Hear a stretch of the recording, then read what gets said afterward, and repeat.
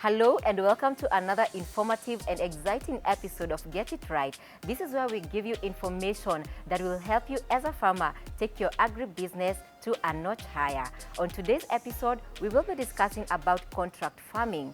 Now, many farmers have suffered immensely due to lack of market for their farm produce, but this is gradually changing as new farming practices such as contract farming is helping farmers get value for their farming practices.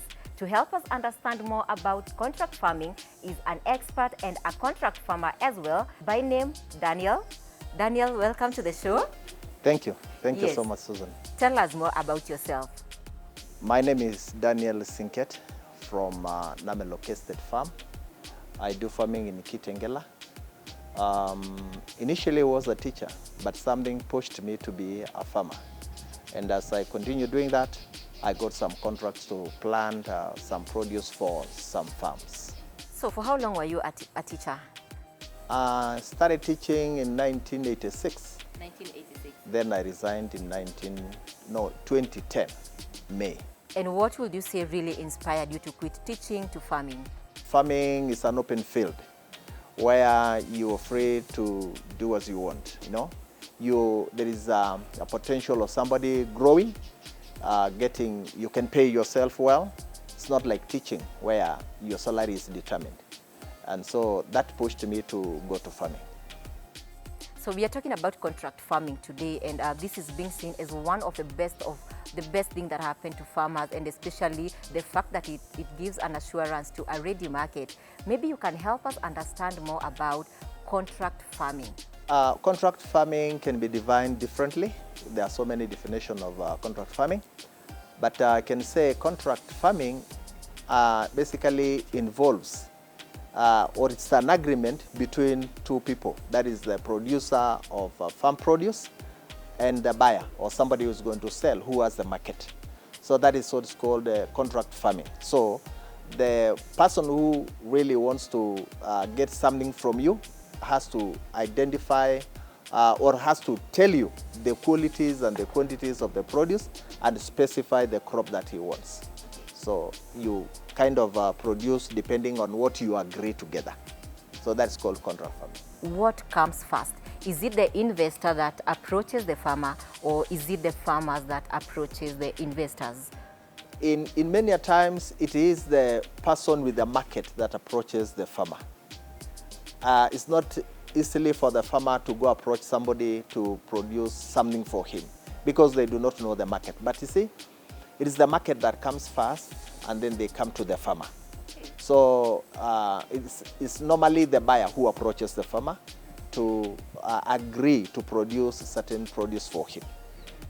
Okay, so contract farming has become a major topic that is being discussed across all platforms. What would you say has led to its popularity? One is that you're assured of the market. Yes. So the market first is identified. Then you are now going to satisfy that market. Another good thing about contract farming is that there's a determined price. So you already agree on a certain price of your produce. So there's no way you can get losses to that. And then you're also told of the varieties that is required.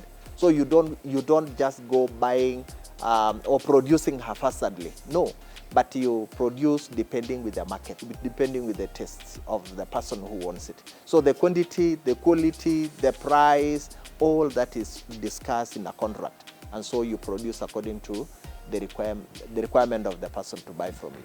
Okay, maybe you can share with us a brief history about on contract farming. Where did it start? For how long has it been in existence? Contract farming started a long time ago, but obviously with the European markets or outside Africa.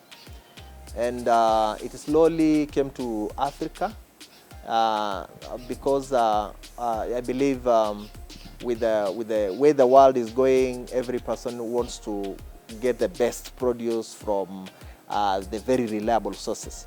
So, but I cannot say when it started, but I can say it's an emerging issue and it's progressing so well.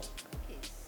So your transition from being a teacher to a contract farmer, okay, not even a contract farmer, because I want to believe you didn't start as a contract farmer, but you started just as a normal, normal farming. So what would you say led you to being a contract farmer? How did it all start? Share with us your story. What made people look for me to produce for them is one, because of the availability of land. I've got enough land that I can do a lot of, in large scale I can do. Right now we are doing 15 acres, but I can do more because we have land. Another thing is the proximity to the market. You see, Kitengela is not very far from Nairobi, and or to the airport where some of these produce are exported. So, and then another thing is the climate favors us because we enjoy full sun, the soils are good, and we also have water. So, and the labor is also there.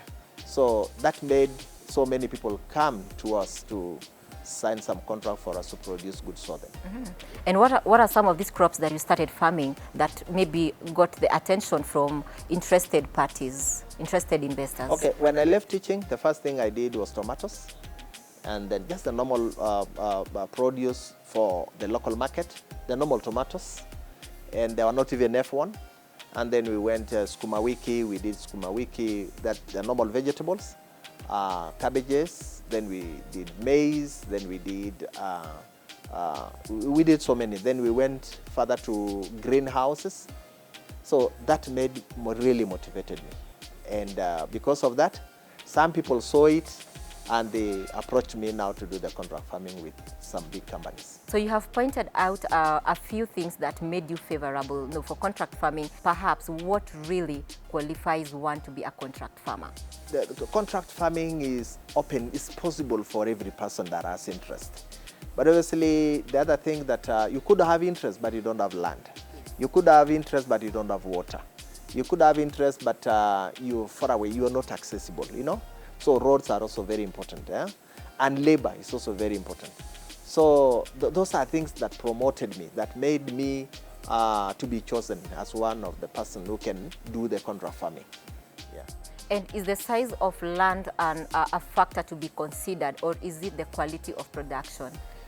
Okay, all go together, but the size of land also matters so much. Because in contract farming, you need to be very consistent. You need to be able to produce that quality, that quantity for a given time, the period of time. So what you're saying that in contract farming, sustenance or continuity of production is very, very important. Farmers should pay more attention to that to make sure that they have enough piece of land and all that. Sure. Okay, so tell us more about contract farming where the local market is concerned and the international market as well. You see, in Kenya, for instance, we have supermarkets. Yes. And those supermarkets, so we have large-scale kind of outlets, those people who collect and sell in large scale. So sometimes they approach you and they tell you to produce crops for them or selling goods for them. You can also be approached by schools, you can be approached by hospitals. So those are some of the markets that you can deal with. But the ordinary market is a bit difficult for somebody because like the smaller markets, yes, like when we have, like when you talk about Kitengela market, it's a bit difficult for anybody to sign contract with any of them because they buy goods in small quantities. And sometimes they don't even specify the quality. So contract farming goes well with the quality. You have to, the contract farming talks about quality, a certain quality and a certain quantity, but the ordinary market doesn't. But for the markets in Kenya, we can talk of supermarkets, we can talk of large-scale suppliers of these, we can talk of schools, we can talk of hospitals. So those are the local markets I can talk about. But when it comes to international markets, they talk of the EU are the major consumers of the produce from Kenya. And those are people who need big volumes, very big volumes, and the quality is also very high. So do we have more similarities in both markets or more differences, in terms of the quality or the volumes of production? How can you compare the two, the local market and the international market? I can say there are more differences than similarities. Okay. The differences are more than the similarities. The way to produce is different when you're supplying the local market as opposed to when you're supplying the international market. Because the international market are so concerned with the way to produce, especially when it comes to chemical application, when it comes to even the quality of water you use, when it comes to hygiene, all that they look at. But with the local market, those things are sometimes overlooked. And so the same with the quality of the produce. The local market is not that strict. They are not that thorough. And which channel do the international market use to acquire this produce, or to keep monitoring how the farmers are carrying out the entire crop husbandry? For one to be accepted to be an international producer or an exporter, there are certain documents you must be able to get. One is that when you are a farmer, farmers are encouraged to have a global gap certificate. Global gap certificate to get, you must qualify. There is an audit that is done. How you use the sprays, how you use the chemicals, the chemical stores, the hygiene of the people, and all that. Yeah, and all the records must be kept properly. There is also HCDA. They check on the type of produce that you're exporting. And also KEFIS, Kenya KEFIS, is also another that checks on that. So all that the people who check whether you're producing quality for the export market, and if you don't meet, then you are put out. So there is no way out, like a farmer must adhere to the rules and the regulations for their produce to qualify for the markets. Okay, and an ordinary farmer is a bit difficult for him to access even international markets, and not unless there is somebody else, there is a company, there is somebody who does the export. Somebody maybe subcontracted. Yes, somebody else who's now engaged in that activity of taking the goods outside the country. Otherwise, it's not really the farmer. Then the farmer deals with that person, or that person deals with the farmer, you see. So he's the one now to tell you what to do, whether you qualify or not, or something like that. Okay. Yeah. So let's look at the benefits of contract farming, both to farmers and to the end investors. But we start with the farmers.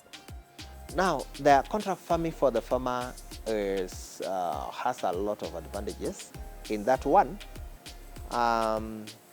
you're assured of your produce, you're assured of the market of your produce. So whatever you produce is get the market. And you're also guided, so you don't produce haphazardly. Another thing is the determined prices. So you're assured of getting your prices and of your produce. Another thing is the whole chain is sometimes is programmed such that even from the stockists of the chemicals, the seeds, you are able to pay them when you get paid. So it's like everything is programmed well. So you settle debts or your bills when you're paid, and it becomes easier for the farmer. For the person to buy, who is buying from you, he is assured of the produce. So when he has a certain market or the people to consume his produce, then he's assured of the place to get the produce. He's also assured of the quality and the safety of the food, as opposed to those who just produce for the sake, and then speculate. Okay, those are quite a number of advantages, and I hope that our farmers are actually following up with you, such that, like we started saying, that the market has become the major issue for many farmers. They are not able to get quality or enough value, for the kind of input they are giving in and the returns, Yeah, but we will be taking a short break right now. Don't go too far. There is still a lot more for you.